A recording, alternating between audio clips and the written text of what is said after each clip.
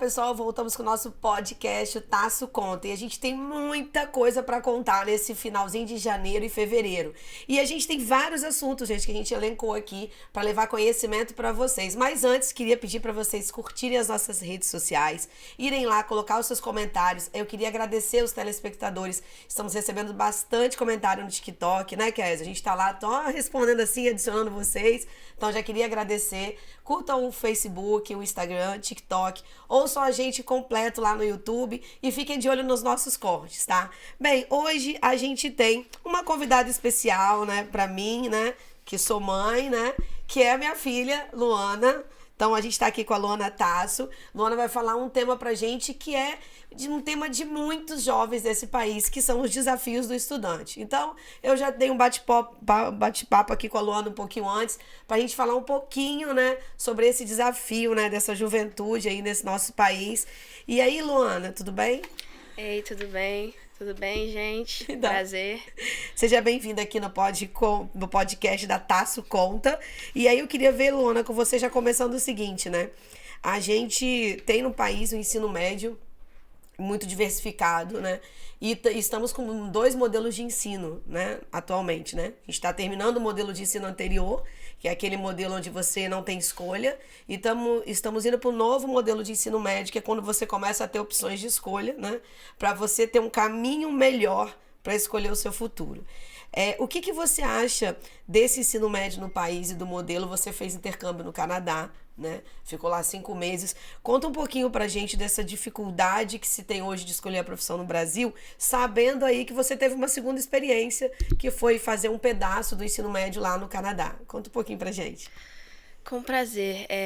Eu tive a sorte de, ou não, né, de terminar o meu ensino médio. Terminei nesse 2022, justamente no ano de transição. Ano que vem já entra o novo ensino médio. Então, foi assim, eu peguei o último ano do ensino médio velho, por assim dizer. E era uma coisa muito monótona. A gente senta na cadeira, fica 6 horas assistindo aula, anota tudo, depois faz uma prova sobre aquilo. Então, não dá muita oportunidade da gente tentar experimentar coisas novas, experimentar o que a gente mais gosta.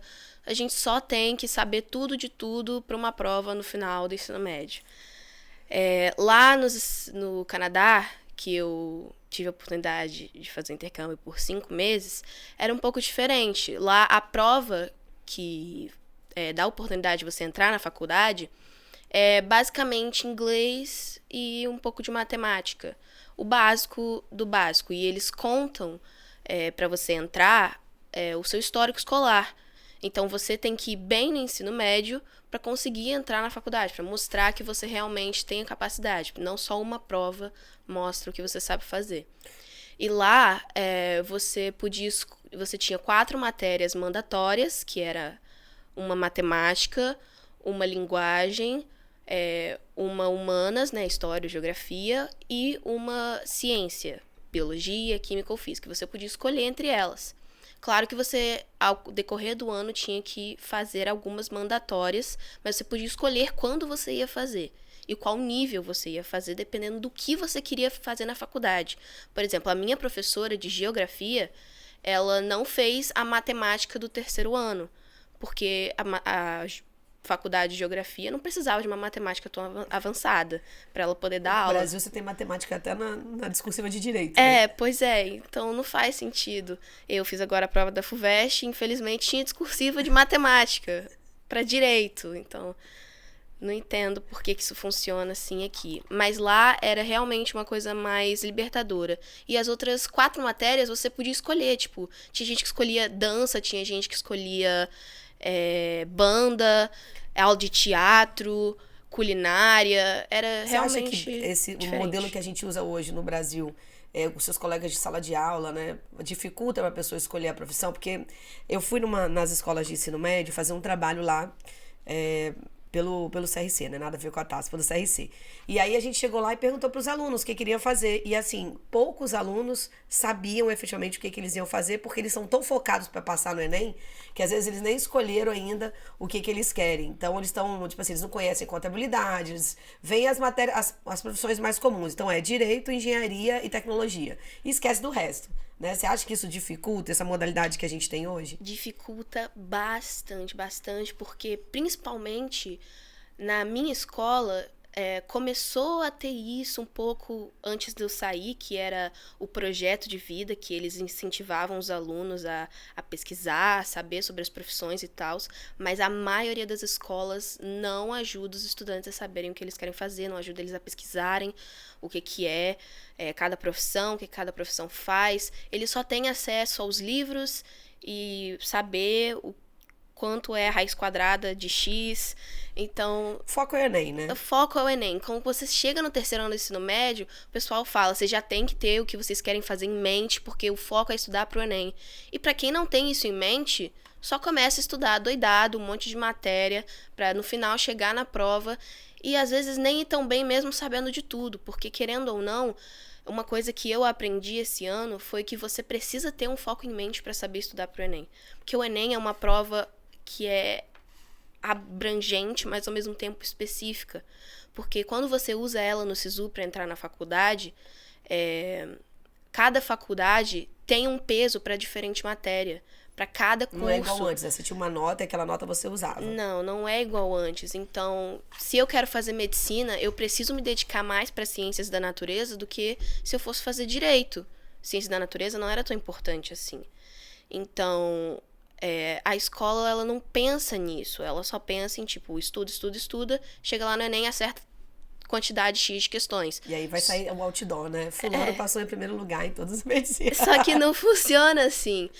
Você precisa saber o que você quer estudar e aonde você quer estudar.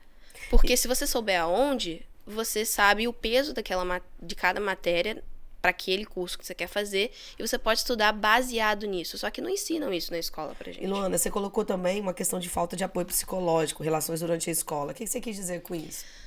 O que eu quis dizer foi incluindo pais e a própria escola. Uma coisa que esse ano aconteceu foi que mudaram de coordenador no meu último ano para o ensino médio, e esse coordenador ele era muito próximo da minha turma. E ele teve uma ideia brilhante, que nunca tinha sido feita antes na escola, que deveria ser o básico, né? Que foi contratar estagiários de psicologia de uma faculdade ali perto da escola, para poderem ajudar a gente, guiar a gente em problemas que a gente estava tendo. Eles não ajudaram só em questão de carreira profissional, mas eles também fizeram a gente olhar para dentro, olhar a nossa personalidade, olhar o que a gente gosta de fazer, olhar aonde estavam os nossos problemas para a gente poder enxergar aonde a gente tinha que começar. Então, esse fato da escola só enxergar a gente como... Fabricante de nota pra ficar bem no Enem. Fabricante de nota, tipo assim, quanto mais a gente enfiar conteúdo na cabeça deles, mais notas boas, melhor a escola sai, e etc, etc. Então, às vezes os pais, por essa cultura que a gente tem de uma educação bancária, às vezes os pais também entram nisso e eles acham que só nota é importante desde que o meu filho esteja lá estudando, anotando tudo, fazendo exercício, ponto, acabou, tirou nota boa, vai passar na faculdade. Só que nem sempre é assim. Uma prova como o Enem, ela exige muito mais resistência e você tem inteligência para fazer a prova do que todo o resto. E Luana, você comentou um assunto aqui que foi a falta de educação sobre empreendedorismo financeiro, direitos e política. É importante isso? Muito importante, muito, muito, muito importante. É uma coisa que a gente... No Canadá tem isso? Tem, você pode escolher ter aula disso. Tinha aula de política, tinha aula de lei sobre a Constituição. Aqui a gente não tem isso, né? A gente sai, vira adulto da escola... A gente sai da escola e vira adulto e o mundo quer que a gente vire um cidadão que comece a pagar conta, sabe? A fazer tudo, morar sozinho. Mas assim, a gente não é nem ensinado...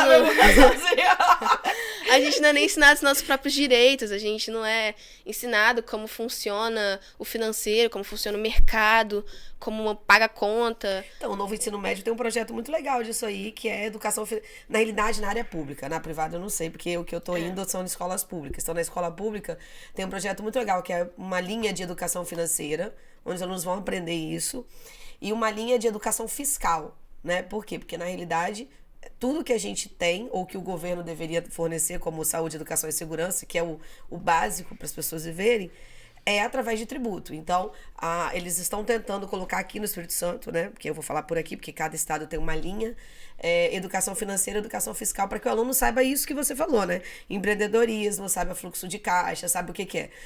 Educação financeira e direito eu não sei, mas pelo menos esses dois eu tenho certeza que eles estão colocando, e é algo que os alunos têm dificuldade, porque quando você fala com eles educação financeira e tributária, eles acham que é para incentivar a pagar imposto. Na realidade é para você ser você ter uma educação civil, né? Na minha época tinha educação cívica, né?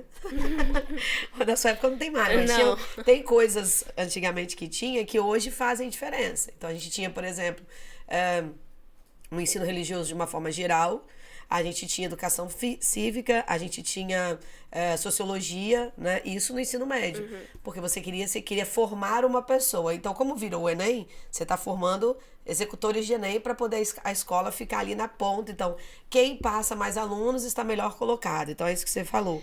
Exatamente. Mas eu queria que você falasse um pouquinho dessa diferença, né? Você também fez o 2º grau americano, que foi difícil, né? Porque é longo. Bastante. Então, que você não estudou matemática, português. Então, conta um pouquinho o que é também fazer isso.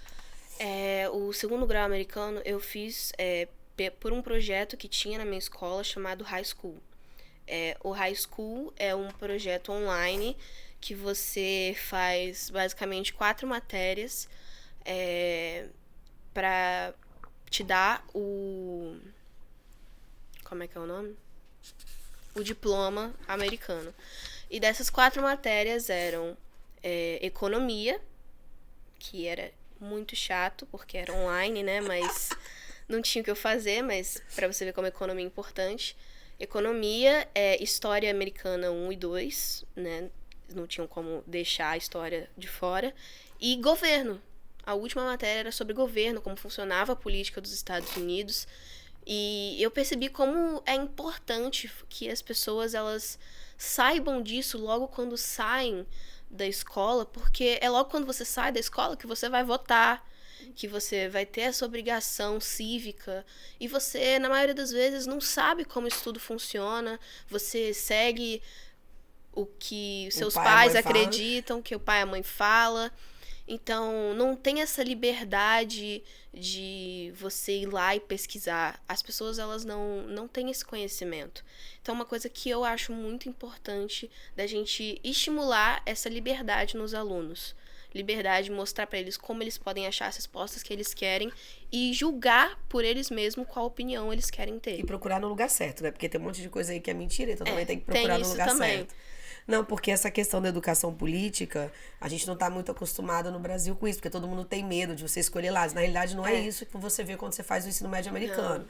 Você vê como que o governo funciona, como que eles são eleitos, qual é o papel, se for trazendo para o nosso caso aqui, entre executivo, legislativo, judiciário. Então, seria isso que a gente veria, que você, quando entra na faculdade, você não sabe hoje. Não. Então, você não sabe para que serve a Câmara de Vereadores, para que serve a Assembleia Legislativa Estadual, até que ponto eles aprovam tal coisa e que o governador aprova outra. Eu não sei que o prefeito tem o domínio. Então, isso a gente começa a entender um pouquinho quando você já está trabalhando, está no mercado, que você é obrigado a entender.